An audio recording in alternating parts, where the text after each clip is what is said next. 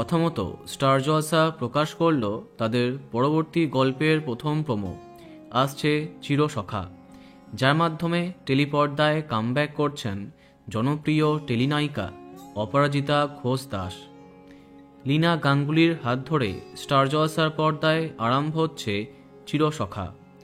ইতিমধ্যে প্রথম ঝলক দেখে ধারাবাহিকের গল্প সম্পর্কে দর্শকের ধারণা তৈরি হয়েছে। স্বামীর মৃত্যুর পরে তার বন্ধু কিভাবে একজন বন্ধু স্ত্রী এবং তার পরিবারের পাশে দাঁড়িয়েছে, সেই গল্প উঠে আসছে এই ধারাবাহিকে। অনেকদিন পরে এই রকম পারিবারিক গল্প আসছে স্টার জলসায়, কিন্তু এখন প্রশ্ন কবে কখন আসছে, এর পরিবর্তে কে বিদায় নিচ্ছে। ইতিমধ্যে আমরা জেনে গেছি চিরসখাকে জায়গা দিতে শেষ হয়ে যাচ্ছে হরগৌরী পাইস হোটেল। সম্প্রতি শেষ দিনে শ্যুট করেছে এই ধারাবাহিকটি। এর বিস্তারিত ভিডিও আই বাটনে পেয়ে যাবে।